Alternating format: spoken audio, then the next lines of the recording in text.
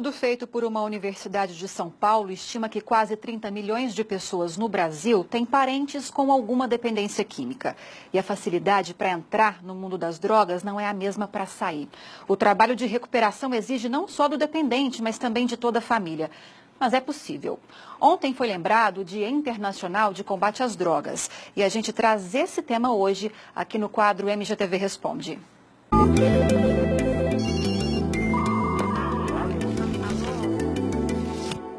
Foi na escola, ainda na adolescência, que Vando teve o primeiro contato com as drogas. Como eu tinha perdido minha mãe e meu pai recentemente, eu estava meio sem rédea, vamos dizer assim.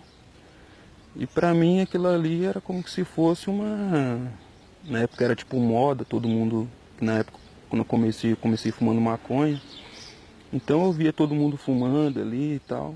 E pra mim aquilo ali era uma coisa normal, né? Eu não tinha noção de que aquilo ali ia me levar a futuramente destruir a minha vida, né?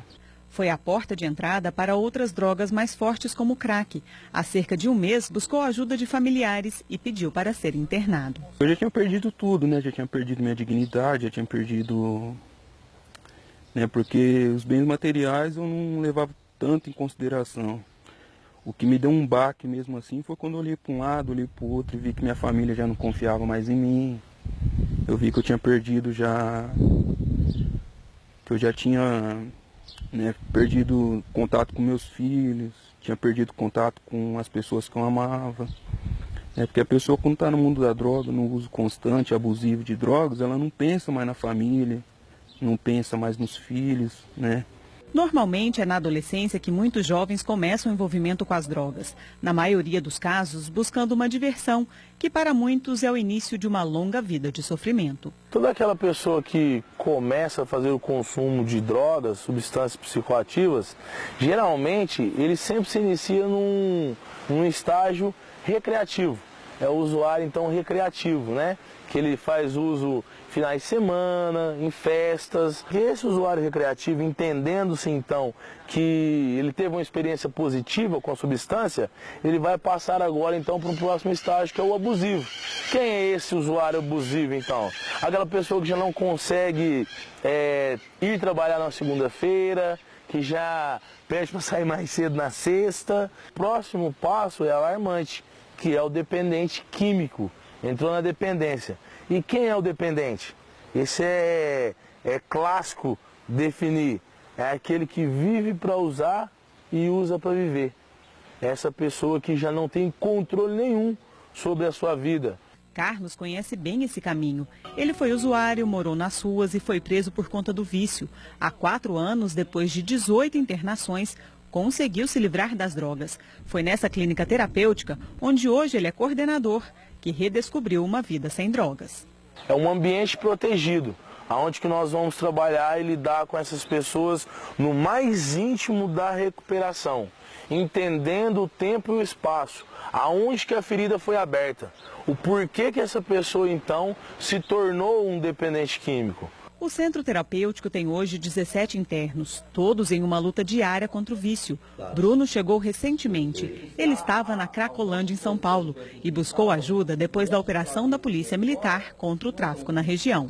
Essa foi uma das minhas maiores motivações para perceber o que eu estava fazendo com a minha vida ali. Né? Estar ali me colocando numa situação de perigo. É porque chegou uma época, o perigo era só eu ali no meio de usuários e uma série de outras pessoas envolvidas ali na região da Cracolândia.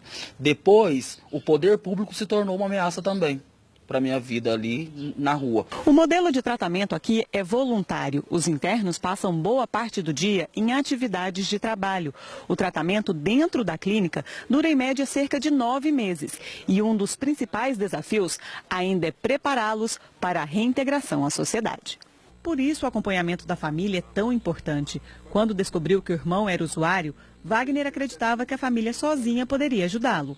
Mas depois de muitas recaídas, percebeu a necessidade de um tratamento especializado. E a gente percebeu que sem uma ajuda que está específica para aquele assunto, a gente não consegue, né? De 15 em 15 dias, nas segunda-feiras, tem uma reunião que é exclusiva com as famílias, né? Com os familiares, que é de extrema importância, porque a gente não sabe lidar né? Nós temos armas que eles têm contra isso. A gente aprende na segunda-feira como lidar com essa situação, como receber os nossos entes quando voltar, né, para o convívio, quando voltar para a sociedade. Nós trabalhamos com família muito próximo. A família, para nós, ela é 60% da recuperação de um dependente químico. Não é fácil superar o problema, mas é possível. Quem olha o David tão bem, trabalhando, nem imagina o sofrimento que ele passou. São 2 anos longe das drogas. Conseguiu voltar ao mercado de trabalho e recuperar a dignidade, sempre com um passo de cada vez. Não é fácil não, né? Mas a gente tem que buscar, né? Ter força de vontade. Você está vencendo por enquanto? Estou vencendo por enquanto, graças a Deus. Boa notícia, né? E para falar mais sobre esse assunto e nos ajudar a esclarecer as dúvidas, nós temos hoje 2 convidados aqui no MGTV, que é o psicólogo Sérgio Marçal, que é do Centro de Atenção Psicossocial de Álcool e Drogas de Uberaba, e também o psiquiatra e especialista em dependência química, Guilherme Soares Bósculo. Boa tarde, obrigada pela participação de vocês. Começando pelo Sérgio, então. Sérgio, a gente mostrou na reportagem números aí de dependência e de uso de drogas aí listas e ilícitas nacionais e também no mundo todo, né? Mas qual que é o cenário, vocês que fazem esse atendimento na cidade? O cenário aqui de Uberaba? O cenário de Uberaba segue mais ou menos o que se tem a nível de Brasil, quanto à prevalência e percentual geral na população em função dos diferentes tipos de droga. O grande problema que acontece, assim como no Brasil todo, é a procura tardia das pessoas por assistência, quando a droga já significou algum prejuízo na rotina ou nas atividades funcionais, no convívio familiar, e quando esse perfil de funcionamento com relação à dependência já implica em perdas. Então, a pessoa chega mais grave logo com prognóstico, ou seja, com uma perspectiva de tratamento e de melhora mais pesada e mais comprometida. E geralmente é um membro da família que não é o dependente ou o usuário que procura, né? Dificilmente o próprio usuário vai procurar ajuda. Exato. Aqui a gente está falando da pessoa com uso problemático de substância, né? Que não é aquele usuário que faz uso esporádico ou uso recreativo da droga. Então, muitas vezes, por uma perda de um controle, ele não tem essa perspectiva crítica de que ele tem um problema de buscar ajuda. Então, exatamente, um familiar é quem chega para buscar esse apoio terapêutico. Agora, doutor Guilherme, sobre os níveis de dependência? Bom, é assim, depende do tipo da substância, se ela causa uma dependência maior ou não. Por exemplo, na população brasileira, de acordo com o estudo do CEBRID, que é de 2005, ele é um pouco antigo, mas é um dos mais recentes que a gente tem. Por exemplo, metade da população consomem álcool, mesmo que socialmente. Dessa metade, só 12% apresenta dependência ao álcool.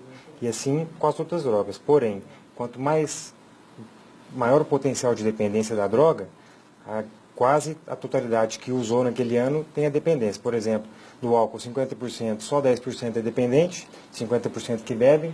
Crack, por exemplo, de 1 a 2% que fizeram uso, quase todos esses são dependentes. E esse trabalho de reversão de uma dependência dura uma vida toda, né? Sim, é uma doença crônica, incurável, né? Ela tem tratamento, ela não tem cura. Mesmo alguém passar pelo tratamento e conseguir abstinência, se mesmo com 10, 20 ou 30 anos limpo já, sem usar, se tentar usar qualquer tipo de substância, provavelmente vai voltar ao mesmo padrão de uso. Tá certo. Vamos às perguntas, então, dos nossos telespectadores. Começando pela do Worley, do bairro Estados Unidos, eu vou fazer para você, doutor Guilherme. Legal. Ele fuma, no caso, cigarro, compulsivamente e não consegue parar. Está sentindo reflexos e não faz nenhum tipo de tratamento. Ele quer saber como fazer para parar de fumar o cigarro para quem tem depressão crônica. Entendi. Bom, ele tem, então, 2 problemas, né? Uma dependência ao tabagismo e a depressão crônica. Vai precisar tratar os 2, né? Em Uberaba, nós temos o programa antitabagismo, que funciona em alguns postos de saúde. Depois pode entrar no site da prefeitura e achar. E no CAPS-AD, por exemplo, nós podemos ajudá-lo com o transtorno mental para ele seguir o tratamento, né? Porque pode ser que o tabagismo seja a causa da depressão ou a depressão seja a causa do tabagismo pesado. É difícil saber. Isso aí precisa de sentar, ter uma avaliação, mas com certeza os 2 transtornos estão relacionados. Né? Uhum. Agora, doutor Sérgio, o Ivan, da Fazenda Cachoeira. Ele tem um irmão dependente de crack há 30 anos, que tem um filho dependente há 10 anos. Já tentamos de tudo para ajudar, mas eles não aceitam ajuda. Tem algo que pode ser feito? Qual que é a orientação? Então, para se definir qualquer plano de cuidado, a gente precisa conhecer melhor o caso e entender esse perfil de uso, que aí visivelmente a gente já trata de um uso problemático. Os serviços de saúde pública no Brasil todos partem do tratamento aberto, né? Os serviços substitutivos à internação psiquiátrica, mas em alguns casos a legislação permite, visando a preservação da vida, que se faça uma internação involuntária. Então, o primeiro passo, estando a pessoa desorganizada e significando risco para a sua própria vida e para a vida de terceiros, é que se procure um serviço, que nesse caso pode ser um serviço de urgência, uma UPA, onde o paciente vai ser avaliado e vai ser encaminhado possivelmente por uma internação, inclusive contra a sua vontade, pensando na preservação da vida, onde há um momento em que vai se cercar essas variáveis que significam risco, estabilizar a condição do paciente, para ele então continuar esse tratamento aberto possível a partir do controle dessas variáveis que hoje não estão ao alcance do paciente e da família. Falando aí de tratamento, Sérgio, vou aproveitar e fazer a pergunta da Terezinha do São Benedito, que parte da resposta vai ser isso, você pode complementá-la para mim, fazendo favor. Em Uberaba tem algum local onde as pessoas podem fazer um tratamento contra a dependência química de forma gratuita? Os tratamentos geralmente são caros. Sim, como a gente disse, o Serviço de Referência da Política sobre Drogas no Brasil é o CAPS-AD, no SUS, isso no âmbito do SUS. É um serviço aberto, sem nenhum custo, as pessoas podem procurar diretamente, vão ser acolhidas, vai ser agendada uma avaliação. Tem algum telefone assim Sim, também? O CAPS fica na Praça Augusto Lempe, atualmente, nos fundos do Hospital Regional, em frente ao cemitério. O telefone é 3322-3007. A pessoa vai ser acolhida, ouvida, marcada uma triagem e a partir daí define-se um plano de cuidado para aquelas pessoas que conseguem aderir por livre vontade a um tratamento. Para aquelas que estão com algum prejuízo, que já estão completamente desorganizadas, é necessário que se faça a internação hospitalar psiquiátrica, que é uma internação de curta permanência que vai estabilizar essa condição que está desorganizada e agravada, para então, na alta, a pessoa ser referenciada para esse serviço aberto e poder continuar o tratamento. Doutor Guilherme, a Adriana do bairro Morumbi, qual é o mais prejudicial, o cigarro ou a maconha? Os dois para começar, né? Os dois fazem mal, mas assim, fumada em quantidades iguais, a maconha acaba causando mais mal, porque ela é fumada de uma forma diferente. Normalmente quem fuma maconha puxa mais forte, prende mais tempo a fumaça lá dentro, para obter mais o efeito da droga. Em contrapartida, o cigarro, às vezes, fuma-se o maior número de cigarros durante o dia do que quem fuma maconha. Mas, provavelmente, a maconha também é fumada em cigarro sem filtro, né? Então, todas as toxinas, mesmo de fumaça normal, que fazem mal para o pulmão, vão entrar ali junto. Então, eu voto na maconha. Tá certo, agora 12h25, o MGTV faz mais uma pausa e já a gente está de volta com o quadro MGTV Responde.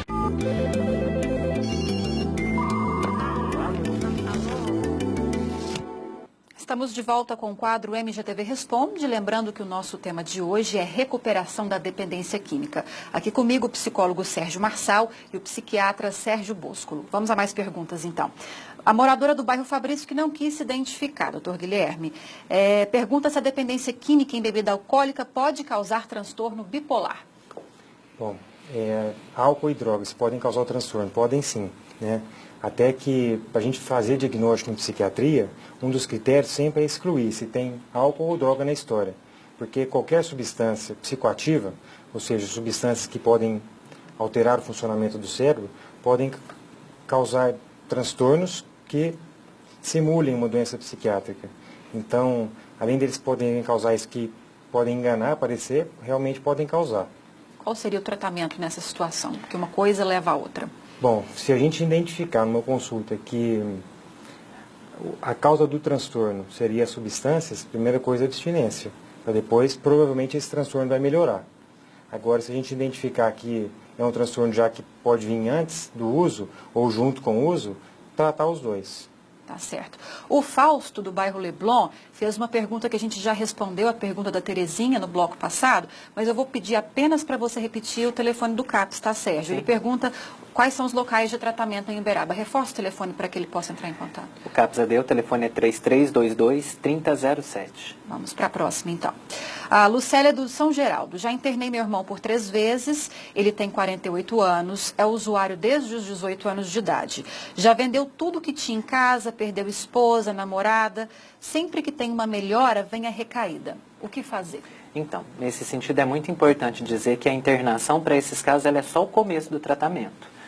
Na internação vai se fazer a desintoxicação, vai se controlar a abstinência, mas pensando que nós estamos tratando de uma condição de saúde que é crônica, é preciso que o tratamento perdure por toda a vida e que a gente comece a trabalhar a prevenção da recaída, ou seja, na eliminação daqueles fatores que levam a pessoa a retornar para a adicção, para retornar ao uso. Então tem que se verificar as questões emocionais, sociais, os fatores de proteção, as vulnerabilidades que levaram aquela pessoa a usar a droga e compreender como que ela vai lidar com esses fatores para não retornar ao uso. O Sérgio disse, a primeira fase do tratamento é a internação, né? É importante falar aqui, lembrar que da segunda fase para frente, de manutenção, existem os grupos de autoajuda, que são Alcoólicos Anônimos e Narcóticos Anônimos. Na cidade de Uberaba, nós temos reuniões todos os dias dessas duas organizações. Porque o tratamento a longo prazo, para o resto da vida, como a doença não larga, vai sempre acompanhar, vai ficar muito dispendioso se ele precisar do CAPS a vida toda, ou de um médico ou de um psicólogo. Então, a primeira fase é a equipe profissional, depois os grupos de autoajuda. Tá certo. Vamos então à pergunta da Elza, do bairro Elza Muí. Pergunta se existe aqui em Uberaba ou em cidades da região clínicas destinadas a tratamento de mulheres com dependência química. Eu vou perguntar mais uma vez para o Sérgio, doutor Guilherme. Aqui em Uberaba a gente não tem nenhuma clínica habilitada e regular perante os órgãos sanitários e legais para fazer a internação involuntária. Existe uma questão no Brasil de se rediscutir isso, mas nem masculina e nem feminina. As clínicas que estiverem fazendo internações involuntárias e cobrando por isso estão irregulares. E logo as famílias devem estar atentas. As internações nesse sentido são feitas no Hospital Psiquiátrico Sanatório. Tá certo. Doutor Guilherme, a Tainara do Gameleira, o narguilé também é uma droga? Bom, narguilé, né? Sim, narguilé. São ervas que são fumadas, né? Dependendo da erva que está ali. Qualquer substância. É a mesma pergunta. Eu pergunto para ela, será que o cigarro é uma droga? O cigarro é uma droga, né? São substâncias que afetam o nosso cérebro, a nossa maneira de pensar, mesmo que de uma maneira leve. Então, também é. Se a gente for pensar no conceito da OMS, tudo aquilo que altera o estado natural de equilíbrio do organismo é droga. Logo, seria uma droga, e por ser uma droga fumada, inalada, ela traz, inclusive, os mesmos efeitos nocivos de outras, como o tabaco. Inclusive as doenças pulmonares. Doutor Sérgio, moradora que também não quis se identificar, do bairro Abadia, são perguntas às vezes parecidas, mas é bom a gente reforçar para o nosso telespectador, né? Ela tem um filho usuário que já tentou internar, mas ele se recusa. Qual que é a orientação para ela? Se a pessoa estiver desorganizada, como a gente mencionou antes, né, agressiva, em risco para a sua integridade física e emocional e de terceiros, é uma situação que configura uma urgência de saúde mental. Essa pessoa pode acionar o SAMU, que conta com o apoio do Corpo de Bombeiros, vai ser levada para um serviço de urgência, no caso uma das UPAs, onde vai ser avaliada, atendida, medicada e, se necessário, encaminhada para uma internação hospitalar. A pergunta da Fabiana, inclusive, do Rancho Tânia, é bem parecida, eu vou fazer, porque de repente tem alguma coisa a ser acrescentada ou pelo Sérgio ou pelo Guilherme. Meu irmão faz uso de crack, depois de vender tudo, agora ele está roubando dos familiares. Perdeu tudo, esposa e filhos, e foram embora, todos eles. Ele tem 40 anos e não aceita fazer nenhum tratamento. Posso fazer uma internação ou tentar fazer uma internação compulsória? Alguma coisa a acrescentar? Sim, acaba que a internação compulsória é um caminho mais difícil, né? E a compulsória involuntária resultam na mesma coisa, é uma internação contra a vontade da pessoa. A diferença é que na compulsória tem-se um processo judicial onde a pessoa procura a justiça e recebe uma ordem judicial que a autoriza a internar aquele ente familiar. A involuntária ela faz a mesma coisa, só que ela tem uma autorização médica mais simples e é muito mais rápido, então dá o mesmo resultado. Então, ela pode fazer uma internação involuntária que principia do encaminhamento para um serviço de urgência, de saúde, onde a pessoa é avaliada e encaminhada para a devida conduta. Doutor Guilherme, Patrícia, Jardim Santa Clara. Quando a pessoa faz uso de cocaína, só aos finais de semana, qual tipo de tratamento a pessoa pode fazer para desvencilhar até desses usos esporádicos? Tá. Bom, se o uso da droga ainda não prejudica a vida dela, socialmente, familiar, financeiramente, ela pode tentar o tratamento ambulatorial, né? Então, nós estamos lá no CAPS AD para tentar ajudá-la. Pode ser usado medicação, junto com a psicoterapia e os grupos de autoajuda. Lembrando que a gente mostrou na reportagem que esse uso esporádico é só o primeiro estágio, né, de uma dependência. E por usar uma vez por semana já pode ser classificado como dependência ou não, doutor? Pode ser, como dependência leve ou às vezes uso nocivo. Essas classificações existem nos livros com critérios bem definidos, mas é difícil um pouco usar na prática. E lembrando que nenhum uso, nem uma mínima quantidade é seguro. Tá certo. Só mais uma para encerrar, para o Sérgio. Sérgio, uma moradora que também não quis se identificar, do Gameleira 3. Ela tem um irmão alcoólatra há 10 anos. E para reforçar, a gente já falou disso. Sim. Em Uberaba tem tratamento para alcoolismo, né? Sim, sim. A parte clínica e psicossocial é feita no CAPS-AD. Ela pode procurar por livre iniciativa, vai ser avaliado e trabalha assim. E o mais importante é trabalhar os fatores que levam ao uso da droga, que normalmente são escapes das questões de vida para as quais a gente não tem recurso e procura, que né, a gente não consegue lidar adequadamente e procura um escape. Então, o tratamento no Serviço Público de Saúde tem como referência o CAPS-AD, onde vai ser feito esse trabalho de desintoxicação, se for o caso. Lá existem leitos para internação e depois a pessoa é inserida nos grupos com acompanhamento médico. Esse tratamento ele é clínico, é médico e psicossocial para a continuidade da vida, normalmente. Tá certo, doutor Sérgio, doutor Guilherme, muito obrigada pela participação de vocês, tá? Boa tarde. E obrigada pela participação de vocês aí de casa.